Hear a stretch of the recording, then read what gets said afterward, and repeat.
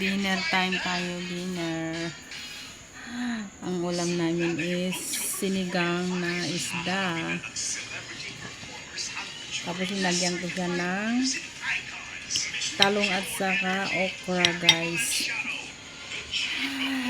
This is it. Kainan na.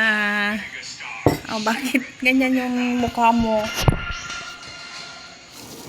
Ay, ulam?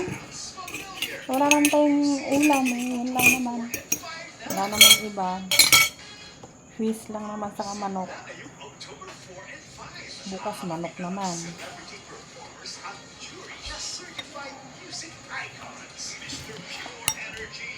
Meron tayong karne. May karne tayo. Pero bukas pa ng gabi. Lulutuin.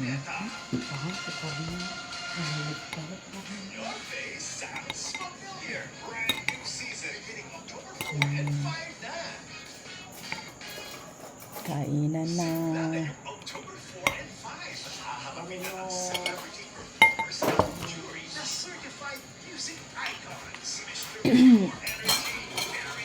Gabi na naman.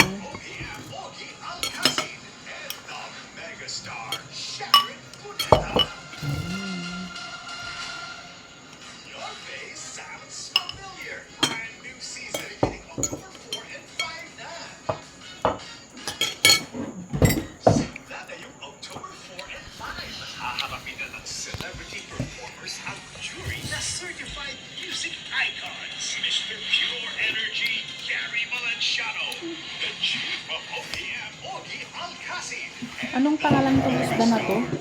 Wala? Yan na, ganun. Anong pangalan ng isda? Amok pa eh.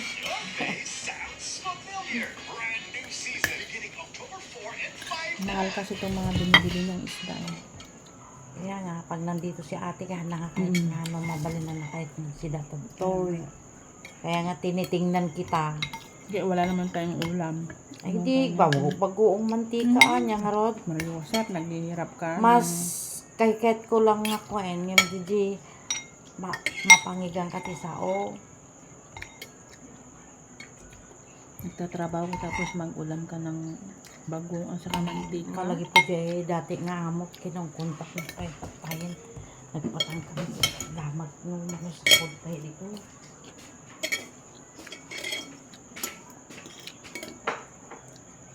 Eh, ano? Magpag-uong na tayo. Ano kasi, Kasi ayaw kaya niya. ayaw kasi nilang mag-ulam kami ng ano. Mag-ulam tayo dito. Itong isda, lalo itong mga isda ay mahal daw. So, ang ulamin namin. Ito naman ang linuto ko, sinigang na isda. Ewan ko nung pangalan dito, yung isda na to.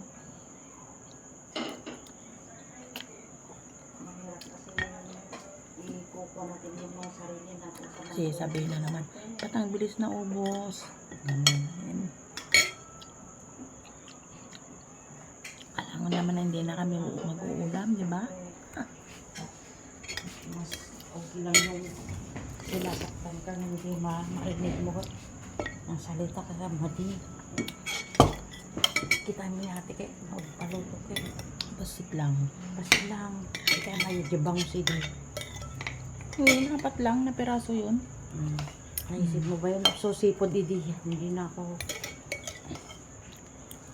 Kasi doon ko napansin nung naglauya dati, nagpalauya ng buto-buto ng baka. Nga ang binigay niya sa akin yung taba.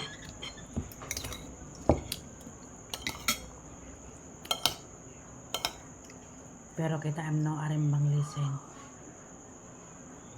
So na pa mismo magkarga di pinggan mo. Ang pangit ng ganun ang ugali. Apay akala nila na dilok pala unay.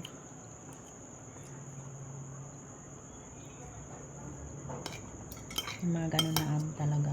Kuripot sa pagkain.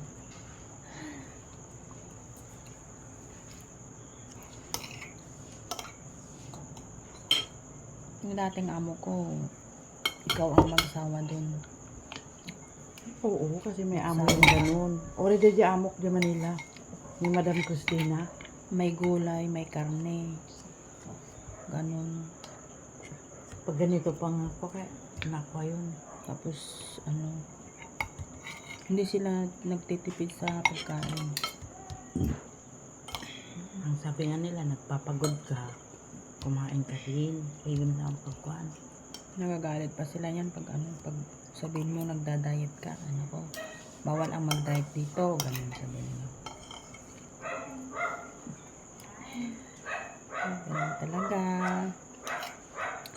Tapos na ako. Sige guys, bye-bye. Thank you for watching. Please share, follow, and comment. Like, follow, and share. Bye-bye. Good night.